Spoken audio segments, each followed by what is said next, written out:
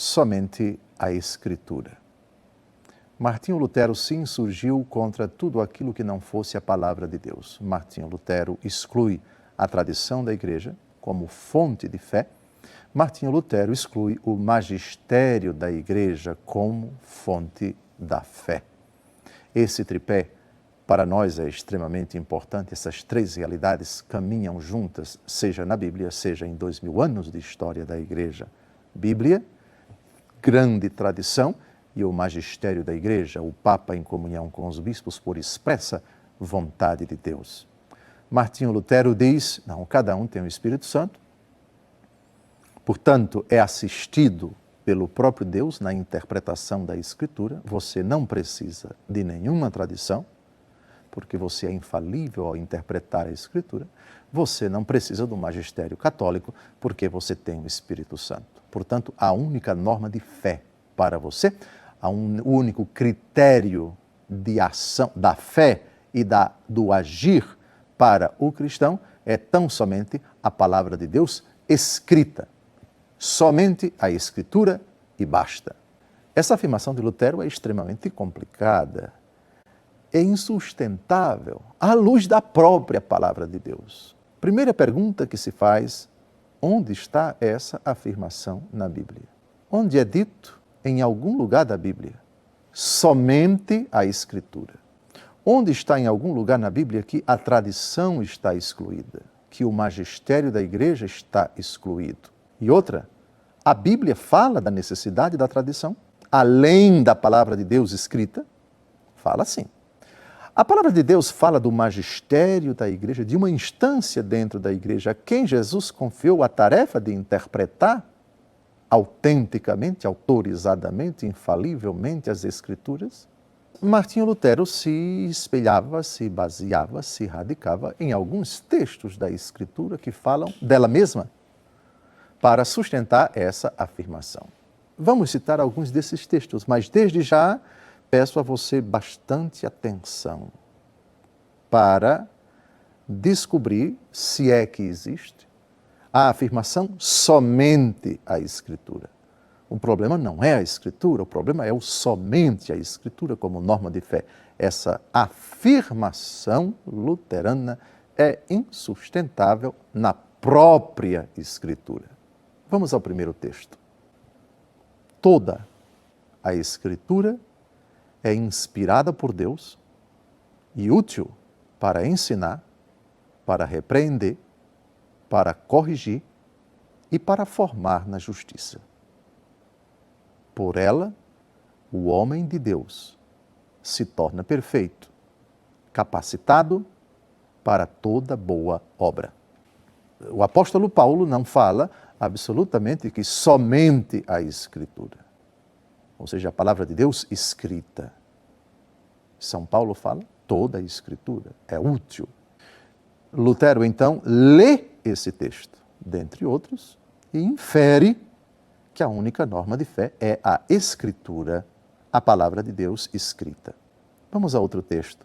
Porque a palavra de Deus é viva, eficaz, mais penetrante do que uma espada de 2 gumes e atinge até a divisão da alma e do corpo, das juntas e medulas, e discerne os pensamentos e intenções do coração. Aqui se fala da palavra de Deus, mas não se diz que ela é escrita. Aqui tanto estão incluídas a palavra de Deus escrita e a palavra de Deus oral. A palavra de Deus escrita não é nem a primeira manifestação da palavra de Deus no Novo Testamento. Jesus não começou seu ministério público escrevendo. Os apóstolos escreveram muito tempo depois que Jesus ressuscitou. Primeiro temos a pregação oral de Jesus. Morte, ressurreição, ascensão, depois Pentecostes. E as primeiras manifestações apostólicas não foram escritas, foram orais. Os apóstolos não começaram seu ministério após Pentecostes escrevendo. Eles começaram seu ministério falando. Esse discernimento é importante. Quando se fala de palavra de Deus, é preciso saber qual a sua manifestação. Na Bíblia, nós temos duas manifestações da palavra de Deus, escrita e oral. Quem veio primeiro? Não foi a escrita. Cristo prega. Depois os apóstolos, inspirados pelo Espírito de Cristo, pregam. E muito tempo depois, o que eles pregaram, colocaram por escrito. Portanto, a Bíblia escrita, seja o Antigo, seja o Novo Testamento, o que foi colocado por escrito foi a tradução do que antes foi pregado com os lábios. São Paulo, na carta aos Romanos, capítulo 10, diz que a fé vem da pregação, não da escrita. E a pregação é a palavra de Deus, mas não disse que é a palavra de Deus escrita apenas. Essa distinção é fulcral nessa questão quando tratamos de palavra de Deus. Deus não fala apenas pelo que está escrito. A palavra de Deus não está apenas na escrita, na Bíblia, que é a palavra escrita de Deus. A escritura que vem de escrita. Toda a escritura é palavra de Deus, mas nem toda a palavra de Deus está na escritura. Vamos à prova. Lucas capítulo 10, versículo 16. Quem vos ouve, a mim ouve. E quem vos rejeita, a mim rejeita. E quem me rejeita, rejeita aquele que me enviou. Ouve, não é quem vos lê, a mim lê, que é uma manifestação da palavra de Deus. Lendo, portanto, a Escritura, nós estamos diante da vontade, da pregação do próprio Cristo. Mas aqui Jesus diz, utiliza o verbo ouvir, quem vos ouve, a mim ouve. Isso quer dizer que no tempo de Jesus e depois de Jesus, ao longo da história da igreja, a palavra de Deus continua a se manifestar para além da Escritura. É verdade que a pregação oral não pode contradizer a pregação escrita, porque a palavra de Deus não se contradiz. Portanto, a pregação oral tem que ser fiel à pregação escrita. Ambas são igualmente palavra de Deus. E o critério para saber se a pregação oral é verdadeiramente palavra de Cristo, quem vos ouve, a mim ouve, é se ela é fiel à palavra escrita, que também é palavra de Cristo. Jesus não começou seu ministério escrevendo, aliás, Jesus nunca escreveu nada. Quer dizer, escreveu alguma coisa que nem sabemos o que foi no chão, quando queriam lapidar a adúltera, a mulher flagrada em adultério. E também Jesus nunca mandou os apóstolos escreverem nada. A única vez que o Senhor diz escreve, o Senhor Jesus, ele já está na glória, já ressuscitou, já subiu ao céu, ao apóstolo João, escrevendo o Apocalipse ao anjo da igreja de Laodiceia, ao anjo da igreja de Esmirna, ao anjo da igreja de Tiatira, escreve, escreve, escreve. É a única vez no Novo Testamento que o Senhor Jesus determina aos apóstolos que coloquem algo por escrito. Isso é importante, para que nós não absolutizemos a Escritura, tirando-a do seu contexto natural, que é a vida da igreja, que começou a sua ação no dia de Pentecostes, pregando e não escrevendo. Quem vos ouve, a mim ouve, quem vos rejeita, a mim rejeita. Portanto, duas são as manifestações da palavra de Deus oral e palavra de Deus escrita. O Senhor Jesus continua a falar hoje, não somente pela Escritura, mas pela pregação da igreja. Quem vos ouve, a mim ouve. Quem vos rejeita, a mim rejeita. Toda a Bíblia é palavra de Deus, mas nem todas as ações de Deus estão na Bíblia. Fez Jesus, na presença dos seus discípulos, ainda muitos outros milagres que não estão escritos neste livro. Mas estes foram escritos para que creiais que Jesus é o Cristo, o Filho de Deus, e para que, crendo, tenhais a vida em seu nome. Tenho muitas coisas para dizer-vos, mas agora não podeis suportá-las, disse Jesus num dos seus discursos de despedida. Outras coisas Jesus haveria de dizer depois, porque a igreja não teria capacidade de compreender naquele momento. A palavra de Deus, então, se reserva a ser revelada depois. Tradição significa transmissão. Um transmite para o outro com a pregação. Romanos capítulo 10. A fé chega até ao coração pela pregação.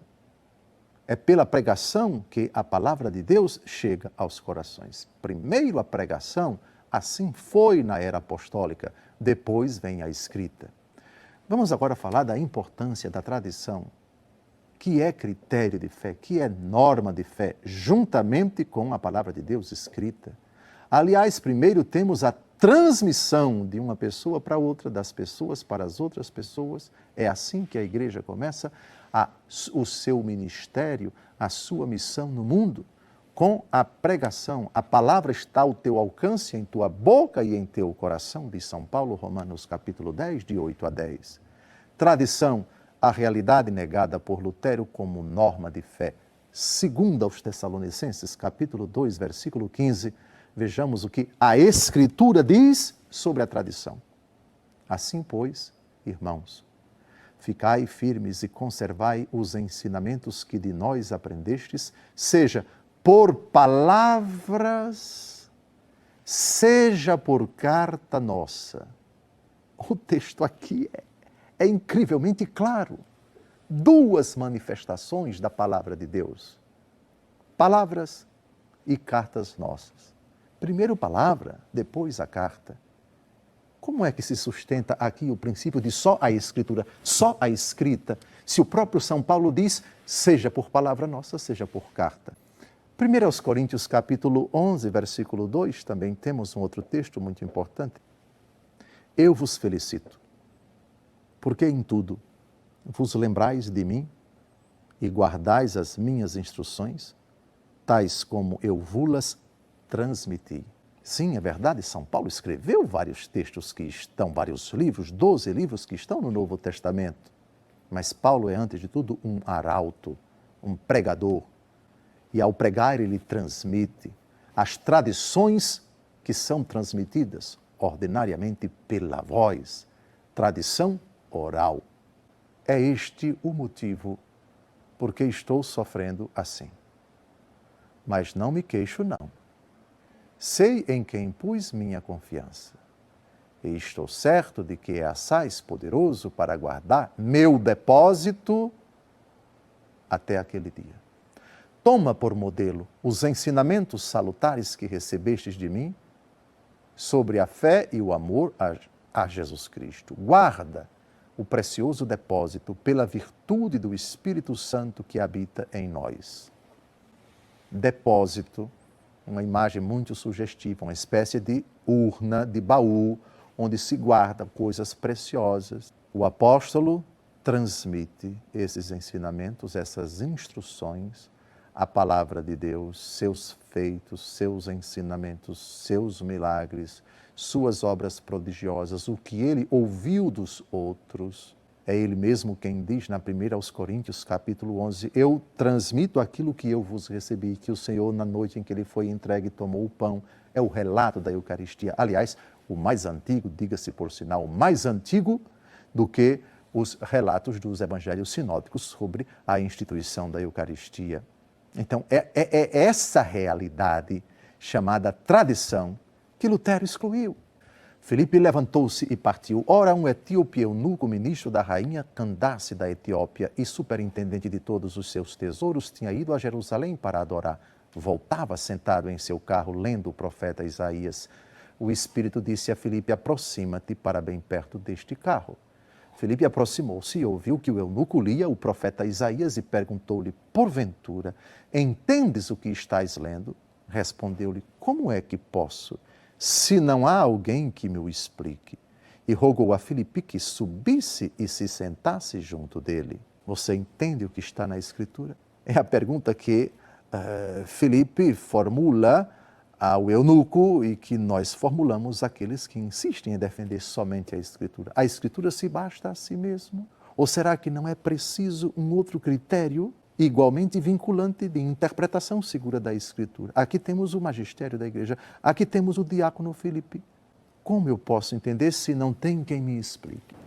Lutero defende todos têm o Espírito Santo. Ninguém precisa da tradição viva da igreja, nem do magistério, o Papa, os bispos da Igreja Católica.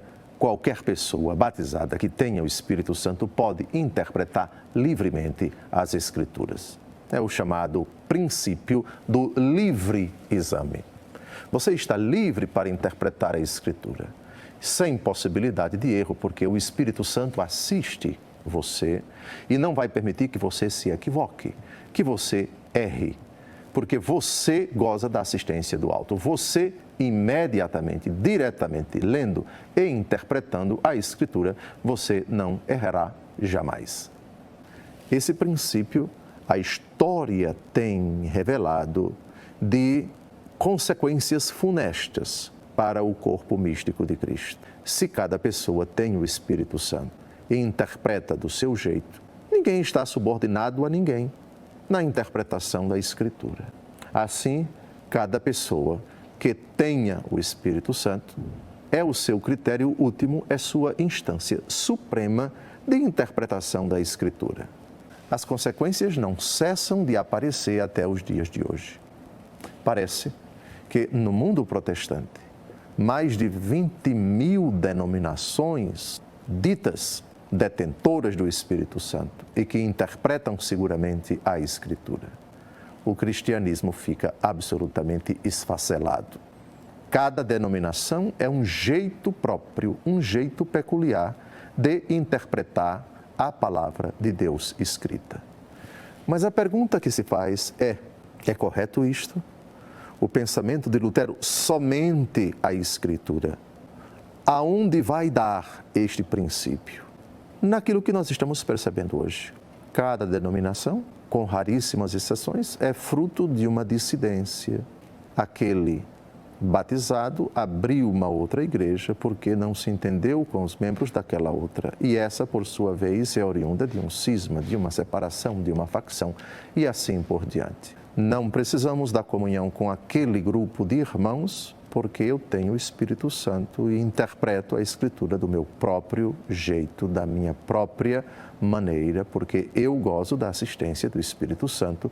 Martinho Lutero disse, somente a Escritura. O princípio do livre exame das Escrituras, a recusa de qualquer critério fora da palavra de Deus escrita, critério de interpretação da palavra de Deus escrita, recusado, ficando-se somente com a Bíblia, com a palavra de Deus escrita, coloca-se na mão, na mente, na vontade, na imaginação de cada pessoa que tenha a Bíblia nas suas mãos, o critério supremo de interpretação.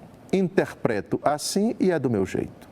Até ao dia em que outro discordar. E o outro poderá dizer, porque também tem o Espírito Santo, eu discordo daquela interpretação, porque eu entendo dessa forma. E na impossibilidade de uma harmônica convivência, você segue o seu caminho, eu sigo o meu, você abre a sua igreja e eu abro a minha.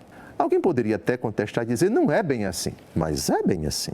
Basta nas cidades grandes você dar um passeio no seu bairro ou na sua cidade. Mas a questão aqui é de princípio, a questão aqui é de fonte, a questão aqui é na origem, como Lutero concebeu a relação de cada pessoa e da instituição igreja com a palavra de Deus escrita. Sobre isso, gostaria de citar um texto da segunda carta de São Pedro, capítulo 1, versículo 20. Antes de tudo, sabei que nenhuma profecia da Escritura é de interpretação pessoal. O texto é claríssimo. Se não é fruto de interpretação pessoal, é fruto de interpretação de quem? No programa anterior, nós vimos uma citação muito significativa dos Atos dos Apóstolos, capítulo 8. O eunuco da rainha de Candace, que ia numa carruagem de Jerusalém até Gaza, depois de ter adorado o Senhor em Jerusalém, e além de um texto do profeta Isaías. Era uma profecia messiânica, um dos cantos do servo sofredor. O Espírito Santo envia o diácono Filipe até ao eunuco Ao chegar perto da carruagem, o diácono que integra os ministros o sacramento da ordem, o diaconato é um dos graus do sacramento da ordem, formula a seguinte pergunta: você sabe aquilo que você está lendo? De quem é que o texto está falando? E o eunuco diz para o diácono Filipe: como eu poderia, se não há quem me explique? E Filipe então sobe na carruagem, explica a palavra de Deus escrita, anuncia Jesus e depois o eunuco pede que o diácono o batize, já que o eunuco, depois da palavra de Deus, acolheu o nome do Senhor, abraçou Jesus pela fé. Como eu posso entender se não há quem me explique? Com essa pergunta, o eunuco nos remete até a afirmação do apóstolo Pedro no começo da sua segunda carta, que vimos daqui ainda há pouco. Nenhuma parte da Escritura é fruto de interpretação pessoal. E essa é exatamente a falha. Este é exatamente o ponto fraco, o grande ponto fraco da doutrina de Martinho Lutero, somente a Escritura. Não é verdade. A própria Escritura nega esse princípio. Fora da Escritura, existe um critério de interpretação da Escritura. Primeiro vamos ver no próprio ministério de Nosso Senhor Jesus Cristo, que ressuscitado se encarrega de nos mostrar isto. Lucas capítulo 24, de 25 a 27. Jesus põe-se a caminho com os discípulos de Emaús que estão voltando para a sua cidade no dia da Páscoa. Jesus lhes disse: ó gente sem inteligência, como sois tardos de coração para crerdes em tudo o que anunciaram os profetas? Porventura não era necessário que Cristo sofresse essas coisas e assim entrasse na sua glória?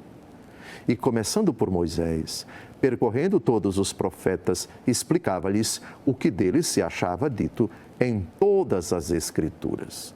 Já com a pessoa de nosso Senhor Jesus Cristo, nós temos argumentos para refutar a tese de Martinho Lutero. Jesus explica as Escrituras. As Escrituras não têm um manual de autointerpretação. Se assim fora, bastaria os discípulos de Emaús consultar as Escrituras, que elas se explicariam e eles não ficariam na dúvida. O Senhor Jesus não quis apenas a Escritura como critério de interpretação. Reconhecei que a longa paciência de nosso Senhor vos é salutar, como também vosso caríssimo irmão Paulo vos escreveu, segundo o dom de sabedoria que lhe foi dado. É o que ele faz em todas as suas cartas, nas quais fala nestes assuntos. Nelas, há algumas passagens difíceis de entender, cujo sentido os espíritos ignorantes ou pouco fortalecidos deturpam para a sua própria ruína, como o fazem também com as demais Escrituras. Aqui está o grande perigo que ronda a Igreja quando se afirma: nós rejeitamos a tradição da Igreja, nós rejeitamos o magistério da Igreja como critérios de interpretação da Bíblia. A deturpação de vários e talvez até de todas as Escrituras. Espíritos ignorantes, desconhecedores de coisas básicas do estudo da Escritura. A Escritura lida e interpretada no seio da Igreja, porque a Escritura foi fruto de uma ação do Espírito Santo na Igreja. O mesmo texto da 2 Pedro, capítulo 1, versículo 20. Homens inspirados por Deus escreveram, iluminados pelo Espírito Santo. Antes de tudo, a palavra de Deus foi colocada nos lábios da Igreja. No princípio não era a pregação escrita, era a pregação oral. Quem vos ouve, a mim ouve. Quem vos rejeita, a mim rejeita. Lucas, capítulo 10, versículo 16. A Igreja tinha consciência, nos primórdios, de que a sua pregação não podia ser diferente da pregação de Jesus. Que o anúncio da palavra de Deus devia reproduzir com fidelidade aquilo que os apóstolos testemunharam. No começo da primeira carta de São João, nós temos exatamente essa precisão. O que nós vimos, o que nós ouvimos, o que nós apalpamos do verbo da vida, isto vulo anunciamos. Primeiro nós temos Jesus, depois nós temos os apóstolos. Jesus não escreveu nada. Os apóstolos no começo, testemunhando a fé da ressurreição, testemunhando Jesus Cristo com palavras e atos, no começo apenas pregavam. Somente depois de muita pregação oral é que se sentiu no seio da igreja a necessidade de se escrever alguma coisa.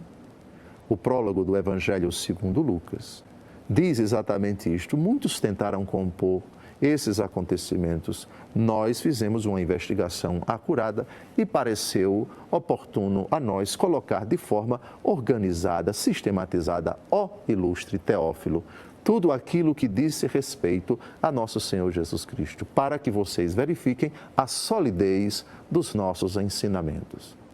O prólogo, o comecinho do Evangelho de São Lucas, é ilustrativo nesse sentido.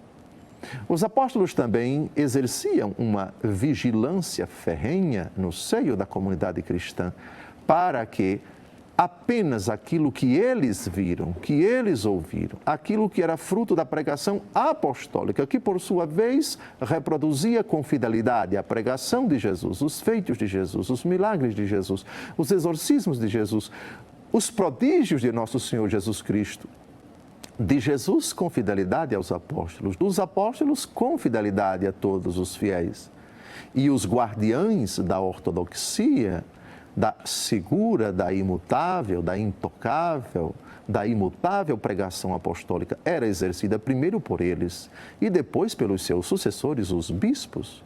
Os bispos, portanto, são, já no Novo Testamento, e as cartas pastorais não deixam dúvidas da existência de episcopos, de bispos, de sucessores dos apóstolos nas diferentes comunidades. Esses exerciam a vigilância, a defesa da fé, a pureza da pregação oral, a vigilância sobre os escritos que eram lidos, sobretudo nas celebrações litúrgicas de todas as comunidades de Éfeso, de Filipe, as comunidades da Galácia, de Alexandria, de Jerusalém e assim por diante.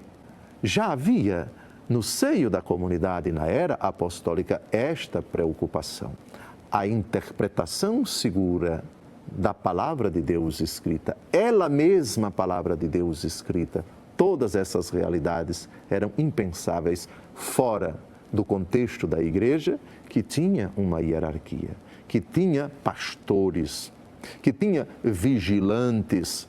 No começo, os apóstolos, eles ainda vivos, os apóstolos com os seus sucessores, os bispos, e com a morte dos apóstolos, todos os bispos. Assim, a Bíblia, que nasce no seio da igreja, permanece sempre dentro dela. A interpretação pessoal era impensável na época dos apóstolos.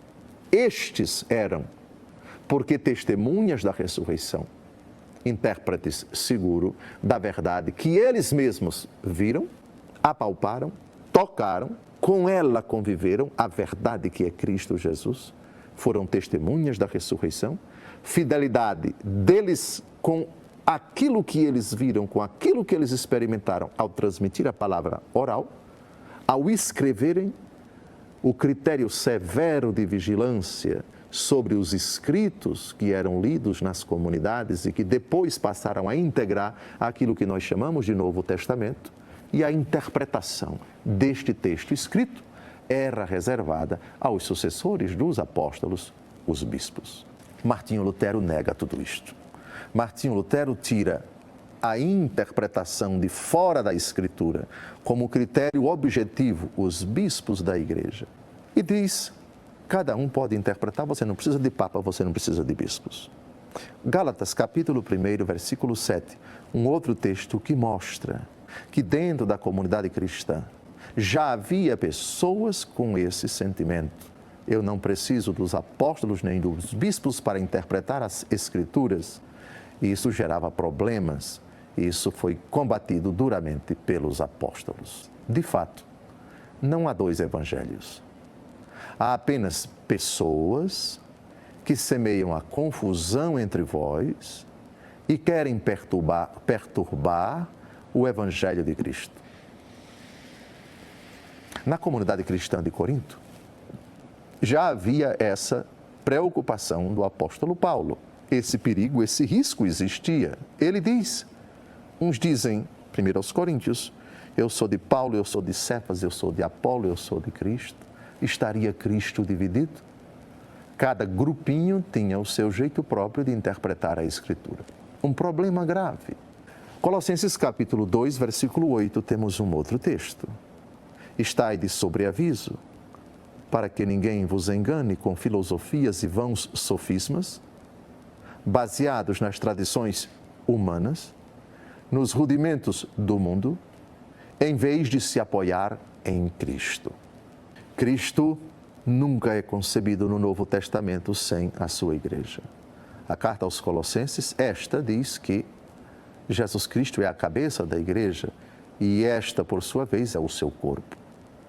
A carta aos Hebreus, cujo autor não nos é conhecido, diz no capítulo 13, versículo 9, não vos deixeis desviar pela diversidade de doutrinas estranhas. É muito melhor fortificar a alma pela graça do que por alimentos que nenhum proveito trazem aos que a eles se entregam. Cada doutrina estranha é fruto de uma interpretação pessoal. A palavra de Deus não pode se sujeitar a isto. 2 Pedro, capítulo 1, versículo 20. Nenhuma escritura é fruto de interpretação pessoal. Este foi o erro de Martinho Lutero ao propugnar esse princípio que não se encontra na Escritura, a saber, somente a Escritura. A Bíblia nunca disse isto. Não existe um único versículo na Bíblia que sustente esta aberração teológica. A Bíblia, portanto, quis o Deus Todo-Poderoso, quis nosso Senhor Jesus Cristo, que fosse redigida pela Igreja, protegida pela Igreja e interpretada por uma instância dentro da Igreja, o magistério eclesiástico, o Papa e o Colégio dos Bispos.